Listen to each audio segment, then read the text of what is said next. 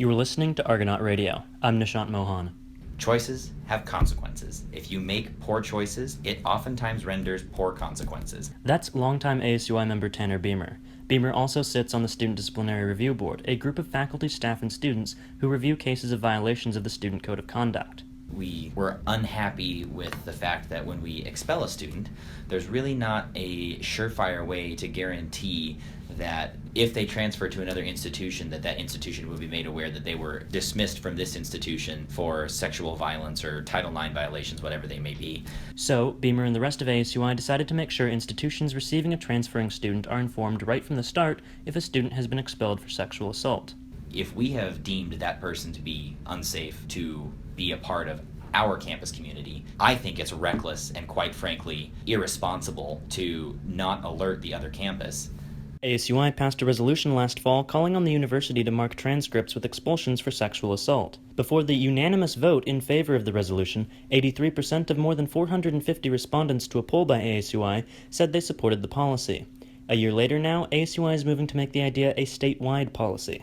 Unlike ASUI's efforts at the Idaho legislature, this effort to change state policy will send ASUI lobbyist Rachel Miller to the State Board of Education. Miller said she will consult UI President Chuck Staben before proposing the policy to the state board when they meet in April.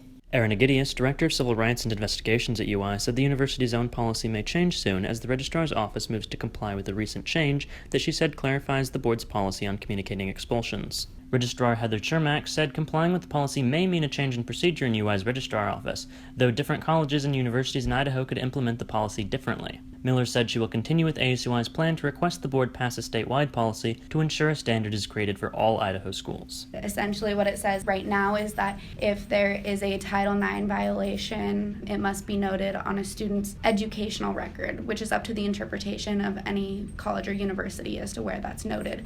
The University of Idaho, it's noted on a disciplinary record. So the process of amending that so that it would say transcript, I personally will have to get the University of Idaho president to sign off on the policy, get a State Board of Education member to endorse the policy, and bring up the change in a State Board of Education regular session. Beamer said though some may have concerns the policy would be too harsh, it is a necessary step. Yes, I do empathize with students who maybe had a little too much to drink and went a little farther than their non-consenting partner intended or wanted. But the fact remains, if you do not have consent, you have sexually assaulted someone.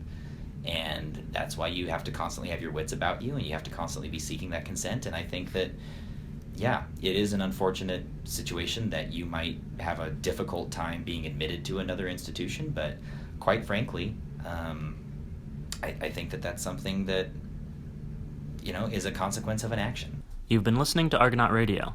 I'm Nishant Mohan.